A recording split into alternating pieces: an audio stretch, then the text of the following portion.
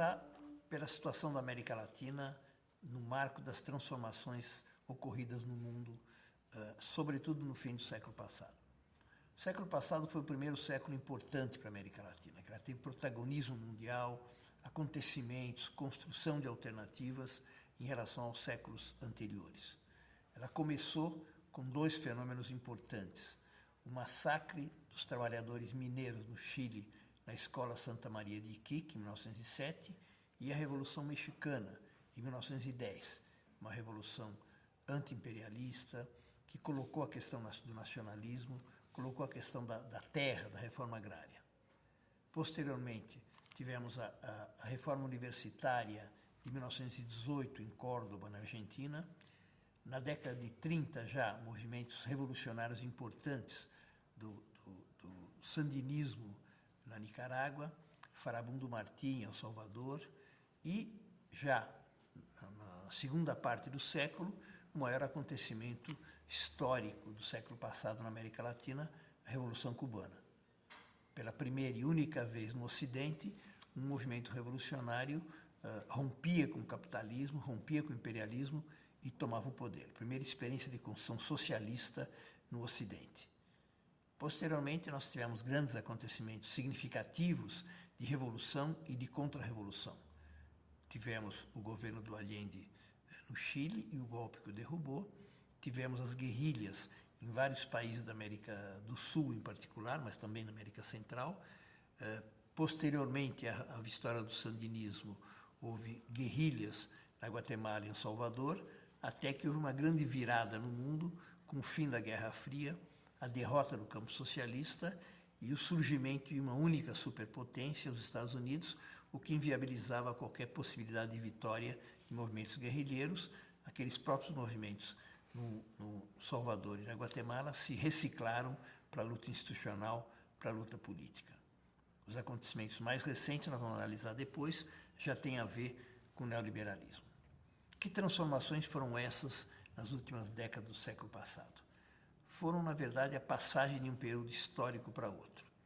Nós vivíamos, do fim da Segunda Guerra Mundial até os anos 70, um período histórico marcado por quê? Por três características. Primeiro, a bipolaridade mundial. Duas superpotências que se equilibravam. Não se equilibravam economicamente. Os Estados Unidos era muito superior à União Soviética, mas havia um equilíbrio nuclear que impedia que houvesse uma guerra aberta, porque os dois se destruiriam. Então havia a chamada Guerra Fria, zonas de influência de um bloco e de outro, e uma certa estabilidade mundial, com alguns lugares de disputa fora dessas zonas de influência. Segundo lugar, havia um ciclo longo expansivo do capitalismo. O capitalismo, quando cresce ou quando retrocede, nunca faz de maneira linear, é por zigue-zagues. Mas um economista russo não marxista juntou esses pequenos ciclos que o Marx analisava e definiu que há grandes períodos, até agora em torno de 25 anos, de ascensão ou de retrocesso. Do fim da Segunda Guerra Mundial até os anos 70 é a fase que o próprio Eric Hobsbawm diz que é a fase de ouro do capitalismo. Crescia os Estados Unidos, a Alemanha, o Japão, as locomotivas do capitalismo naquela época, mas crescia também o campo socialista, crescia a América Latina, então havia um ciclo longo expansivo do capitalismo como nunca tinha havido.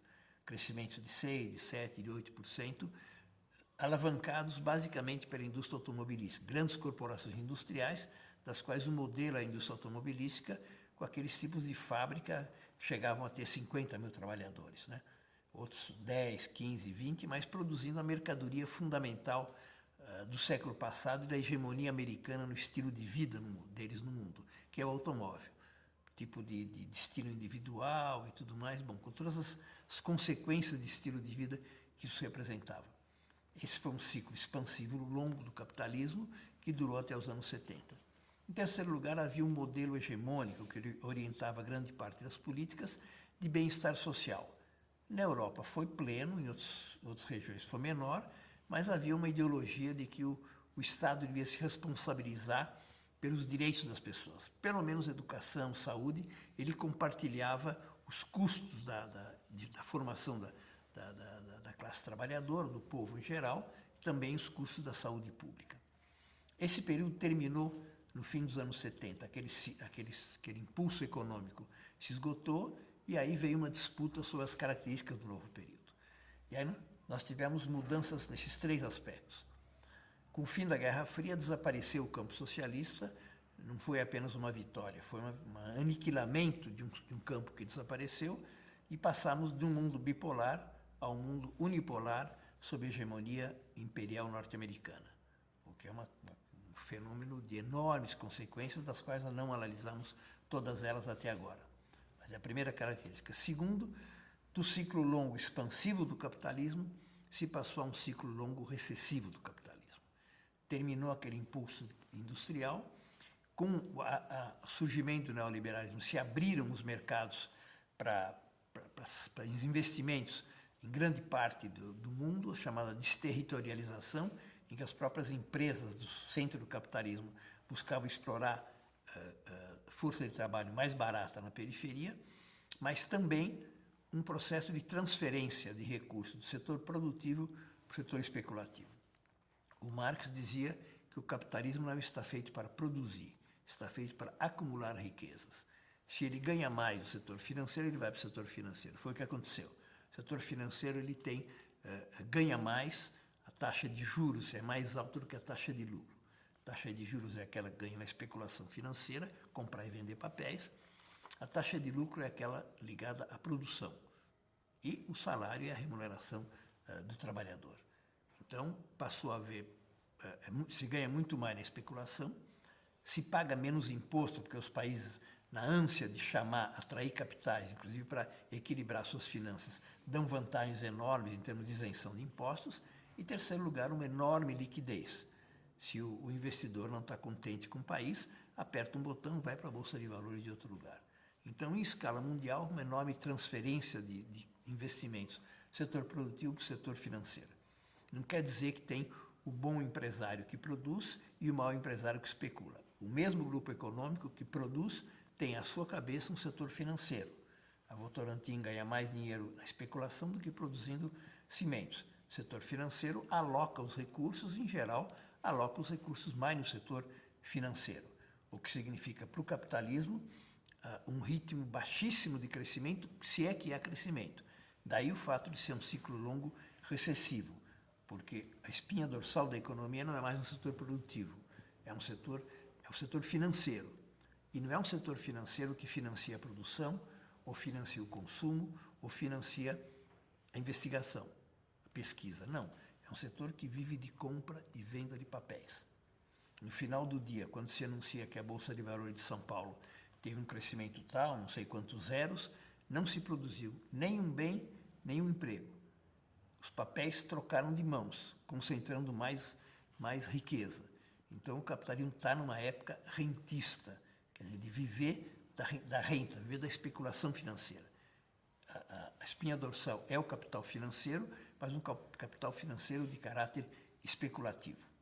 Característica desse período, daí o seu caráter recessivo.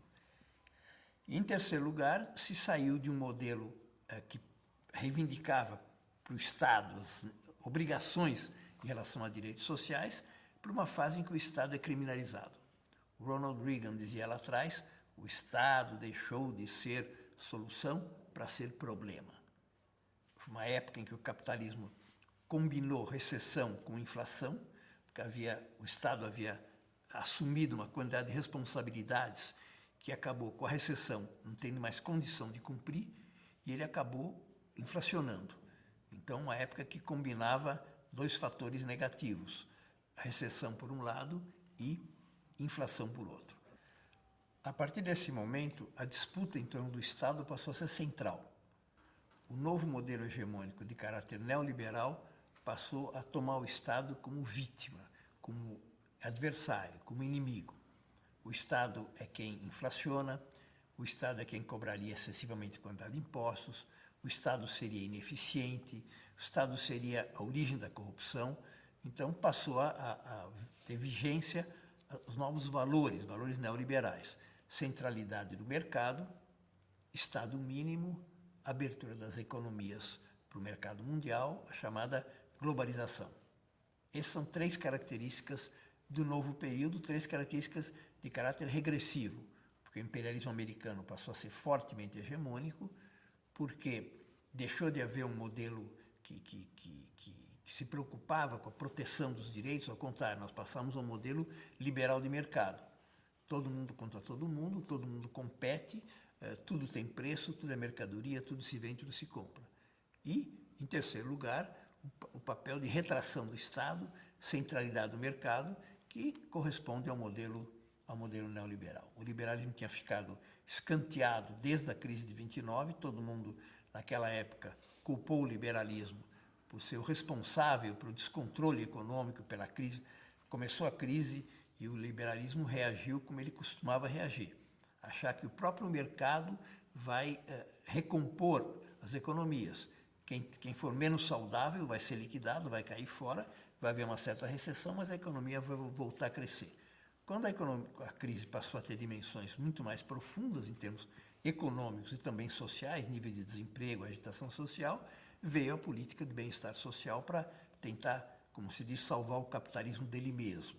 Quer dizer, como um Estado que passava a assumir responsabilidades. O próprio texto principal do Keynes tem a questão do emprego no seu título. Então, na verdade, o capitalismo passou a se preocupar não apenas com a questão social. Para o liberalismo, a economia deve, ela mesma, como subproduto da economia, do desenvolvimento econômico, virar um emprego, mas não é uma responsabilidade do Estado. Aí passou a haver responsabilidade do Estado, que foi o período que vai de 30 até por volta dos anos 70. Então, esse período mais de final do século foi extremamente negativo pelos retrocessos em termos sociais, pela hegemonia imperial norte-americana e assim por diante. A América Latina foi a principal vítima dessas transformações, sob três formas particulares. Primeiro, pela chamada crise da dívida. Governos latino-americanos foram mantendo certo nível de crescimento econômico, o Brasil muito claramente, tomando dinheiro emprestado. Porém, tomando dinheiro emprestado a juros de mercado. Um suicídio que ninguém faz individualmente nem para sua empresa. Tomar dinheiro do banco sem saber quanto vai pagar de juros, esperando que o mercado decida. Os Estados Unidos, com uma virada na sua política econômica, no final dos anos 70, elevou rapidamente a taxa de juros e esses países passaram a dever 5, 6, 7 vezes mais. Quer dizer, um endividamento enorme sem estar captando dinheiro novo nenhum. Então, terminou uma etapa histórica, terminou do desenvolvimentismo. Até a palavra desenvolvimento desapareceu. Agora se tratava de correr atrás de recursos para pagar as dívidas. Se dizia que era uma década perdida, na verdade foram várias décadas em que essas economias, todas elas, as mais desenvolvidas e as menos, estavam profundamente endividadas e corriam atrás de exportar, de conseguir recursos. Foi nesse vazio que entrou o Fundo Monetário Internacional, que já existia desde o fim da Segunda Guerra Mundial, mas que agora passou a ter um papel central nas nossas economias. É aquela ambulância que fica esperando na porta a doença, mas chega com seus remédios pesados, porque emprestava dinheiro, uma chamada carta de intenções, quer dizer, más intenções deles. Dinheiro em troca de ajustes fiscais, com metas, com objetivos e com prazos. Chegava a cada tanto tempo uma comissão, uma bolsinha. Em geral, não mandavam gente dos países centrais, mandavam gente da periferia para disfarçar um pouco quem é que estava por trás disso tudo, e vinha trazer dinheiro emprestado, mas com condições que eram cobradas, e se o país não cumpria, renovava, mas renovava com condições mais pesadas ainda. Então, a financiarização da economia começou ali, porque eram cortes drásticos do Estado, se colocava em prática o modelo neoliberal através das agendas, da agência, especialmente do Fundo Monetário Internacional e das suas respectivas agendas. Foi um período, então, de recessão. Começou o processo de recessão mais prolongada, especialmente das economias latino-americanas, porque todas elas foram vítimas desse processo. Segundo fator, segunda consequência grave, foram ditaduras militares em alguns dos países mais importantes politicamente do continente. Por ordem, Brasil, Uruguai, Chile, Argentina. Ditaduras militares que quebraram a capacidade de luta e de resistência do movimento popular. A repressão duríssima, no caso do Brasil, intervenção em todos os sindicatos, além da repressão física, material, prisão, morte e tudo mais, mas intervenção em todos os sindicatos. No Brasil, o chamado milagre econômico, de fato, é um milagre, só que o santo do milagre é o arroxo salarial. Imagina a felicidade dos empresários de ter os sindicatos sob intervenção e não haver campanha salarial, quer dizer, não haver reajuste salarial. Davam quando queriam, da forma que queria. Então, foi um período de lua de mel, digamos, para o grande empresariado através desse mecanismo. E o Brasil foi o país que teve ditadura por mais tempo, por muito mais tempo, por mais de 2 décadas. Os outros tiveram menos tempo, mas em todos o efeito foi o mesmo: quebrar a capacidade de resistência do movimento popular e preparar as condições do terceiro fator negativo, que eram governos neoliberais, que entraram inclusive nesse vácuo, já com o movimento popular enfraquecido, e puderam implementar um novo modelo. A América Latina foi o continente que teve mais governos neoliberais e as modalidades mais radicais. O Chile era um país conhecido como um dos mais avançados em termos sociais. Se dizia que o Chile, Uruguai e Costa Rica eram as Suíças da América Latina.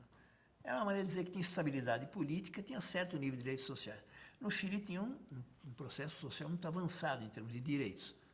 E olha o que o Pinochet fez, quer dizer, até as universidades públicas passaram a ser pagas. Agora está havendo um processo lento de recuperação disso. Mas as gerações já não sabiam mais que a universidade pública não é paga. Acabou com a previdência pública, só tem previdência privada. Quem puder tem, quem não puder não tem. E fica absolutamente desprotegido. Então, uma devastação social brutal do neoliberalismo. Da mesma maneira, a Argentina era um Estado forte, era um Estado autossuficiente em termos de energia, que é um tema fundamental para eles.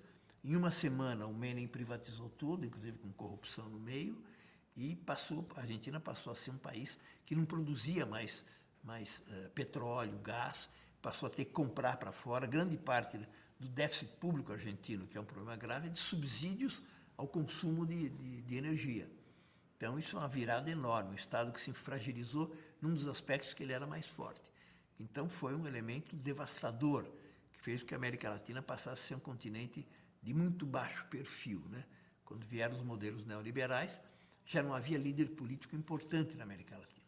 Todos eram subordinados à política norte-americana, todos estavam negociando o tempo todo com o Fundo Monetário Internacional, até com condições selvagens. O Lula recorda nos discursos dele que uma das condições de uma das renovações, Fernando Henrique assinou embaixo, é não criar nenhuma escola técnica. Quer dizer, às custas da formação possível da juventude pobre, trabalhadora, entregava isso de presente para ter dinheiro para poder pagar as contas do déficit público. Quer dizer, uma medida cruel, fora outras existentes. Essa porque ela é significativa e contrasta enormemente com o governo de alguém que foi formado, formou industrialmente como operário metalúrgico e sabe a importância disso e constitui uma quantidade enorme de escolas técnicas. Então, foram 3 fatores muito graves. O próprio Hugo Chávez, no poder, já em 2002, ele contava que, numa reunião no Canadá, o Bush ia apresentar a área de livre comércio das Américas. E reuniu todos os presidentes, ele falou, todo mundo discursou, o Chávez falou que tinha discursos muito bonitos, tá? Podemos imaginar quem discursou bonito. Aí o Bush falou, quem tiver de acordo com a Livre Comércio das Américas, para facilitar, fica como está. Quem tiver conta, levanta o braço. O pobre do mulato venezuelano levantou, olhou para trás, ninguém. Fujimori, Fernando Henrique, Menem. Então, até 2002, tinha uma subordinação absoluta dos governos latino-americanos, quando o neoliberalismo estava fazendo água já, né, ao governo norte-americano. Só não aconteceu pela vitória do Lula, que junto com o Celso Amorim brecou a área de livre comércio das Américas e deu espaço para o processo de integração regional. Mas dá ideia de qual era a situação da América Latina naquele momento. É uma situação de... O continente é o continente mais desigual do mundo. O Brasil era o país mais desigual do continente mais desigual. E as políticas de governo nunca privilegiaram as políticas sociais, a distribuição de renda, mercado interno de consumo de massas, não. Foram sempre políticas de favorecimento do grande capital, industrial ou financeiro, ou primário exportador, o que quer que fosse, né? Então a América Latina não é o continente mais rico nem o mais pobre, mas é o de maior contradição, maior distância entre a polarização de riqueza e a de pobreza. Um país como o México ocupa uma parte importante da lista dos maiores milionários do mundo, entre eles o Carlos Slim, e tem ao mesmo tempo uma sociedade a mais devastada em termos sociais da América Latina, com a sucessão de governos neoliberais. E, além do mais, vamos falar posteriormente, a situação dramática de ser vizinho dos Estados Unidos e ter uma relação de amor e de ódio com os Estados Unidos. Então, esse é o marco geral das transformações no mundo e as suas consequências para a América Latina. É nesse marco que surge o neoliberalismo na América Latina. O século XX foi fundamental para a América Latina também porque representou as maiores transformações econômicas, sociais e políticas. Como reação à crise de 29, os países para os quais o continente vendia produtos primários exportadores, Inglaterra e Estados Unidos, entraram numa crise profunda e disseram não compro nem vende, praticamente isso. Significou que essas economias tiveram que se voltar para dentro de si mesmas, aqueles que tinham condições se industrializaram, Brasil, Argentina, México aceleraram a industrialização, outros tiveram níveis de industrialização médio, mas em geral o conjunto do continente se urbanizou, criou estruturas industriais, com as consequências políticas também. Com a industrialização se fortaleceu a classe trabalhadora, se estendeu, os sindicatos surgiram, se consolidaram, passaram a existir centrais sindicais e, do ponto de vista político, se fortaleceu o Estado e, junto com o Estado, projetos nacionais, lideranças políticas nacionais, das quais o Perón na Argentina, o Getúlio no Brasil, são duas das expressões mais conhecidas.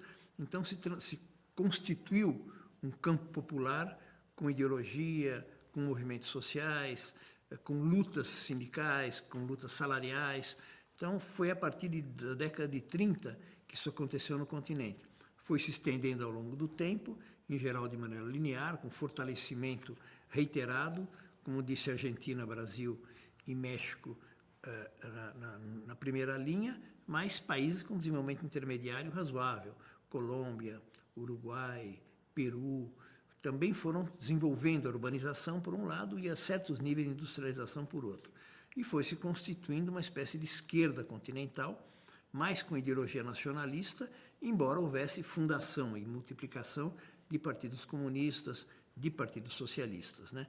Isso foi dando corpo ao que a gente conheceu como esquerda latino-americana ao longo do século XX. Protagonista de grandes episódios políticos nos anos 30, nos anos 40, 50 e 60, basicamente, elegendo governadores, elegendo alguns presidentes da República, sobretudo de caráter nacionalista. Vamos ver posteriormente o desdobramento. Mas o México foi um país importante, originalmente vinha da Revolução Mexicana, se constituiu um partido, PRI, Partido Revolucionário Institucional, que aos poucos foi se burocratizando e passando a ser um partido muito mais moderado do que o impulso original da Revolução. Mas também no campo nacionalista, que é o caso do México, a Argentina foi notório pela presença do peronismo. Só surgiu nos anos 40, mas com um impulso enorme, com uma estrutura sindical que até hoje sobrevive de maneira muito, muito forte, muito significativa. Ao mesmo tempo, as estruturas econômicas começaram a se voltar para o mercado interno. Até 30 eram economias voltadas para fora, basicamente. A própria ocupação territorial era uma ocupação voltada para a exportação, voltada para o mercado externo. A partir do desenvolvimento da industrialização, passou a haver distribuição de renda, formação da população urbana, tanto de classe média quanto de trabalhadores. O Estado começou a se expandir como setor com servidores públicos, educação, saúde, foram se expandindo. O sistema educacional passou a ter certo nível de abrangência relativamente nacional. As universidades se expandiram, especialmente a partir dos anos 50 e 60, constituindo um mercado interno que passou a ser abastecido com produção nacional. Foi um dos elementos que potencializou a industrialização dos países latino-americanos durante essa década. Então, quando termina esse período, a fisionomia, o cenário dos países está mudado. A população agrária, camponesa, foi diminuindo aceleradamente, concentração urbana e criação de grandes metrópoles, muito desordenadas, porque pela crise agrária, a população era relativamente expulsa para as cidades, sem que a cidade tivesse nem condições de dar emprego, nem de dar infraestrutura. Então começou esse processo de favelização das grandes cidades, com nomes diferentes em cada país, mas basicamente era isso, populações periféricas, vivendo em lugares distantes, com condições precárias em termos de habitação, de sanidade, de acesso aos bens, de acesso a comércio, de educação também, com a criação de empobrecimento de uma população muito pobre, abaixo da classe trabalhadora, uma espécie de subproletariado que foi se multiplicando praticamente em todo o continente. E as capitais, sobretudo, foram aumentando exponencialmente a população em milhões de pessoas. Isso acabou gerando uma concentração urbana muito desordenada, com fenômenos de violência, que posteriormente também com fenômenos de tráfico de drogas, tudo isso. Bom, então foi uma transformação rápida dos anos 30 até os anos 70 do conjunto da América Latina, em termos econômicos, em termos de composição social, de classe, e em termos políticos, de surgimento de partidos, de movimentos, de ideologias, além de estruturas de movimentos sociais, especialmente o movimento sindical e começo da sindicalização no campo na América Latina. A partir da crise dos anos 70, isso começou a ser afetado também, porque as transformações econômicas, especialmente a financiarização da economia, foi enfraquecendo as estruturas produtivas industriais e freando a multiplicação da classe trabalhadora. A economia foi sendo cada vez mais uma economia de serviços, fragmentada, com dificuldade de organização sindical. Então, e sobre isso operou também a repressão das ditaduras militares e também as políticas neoliberais, que não só foram políticas de fragmentação social, precarização do mundo do trabalho, com aumento da desigualdade, mas, além do mais, com uma ideologia antitrabalhadora, uma ideologia expressamente de tentativa de desmoralizar, de enfraquecer o movimento sindical, acreditando que era uma virada histórica, que não haveria volta atrás. O fim do campo socialista, enfraquecimento de partidos de esquerda, a cooptação da social-democracia para modelos neoliberais, aconteceu no México, aconteceu na Venezuela, aconteceu no Brasil, aconteceu no Chile, também isolou relativamente a esquerda, exatamente nessas últimas 3 décadas do século passado.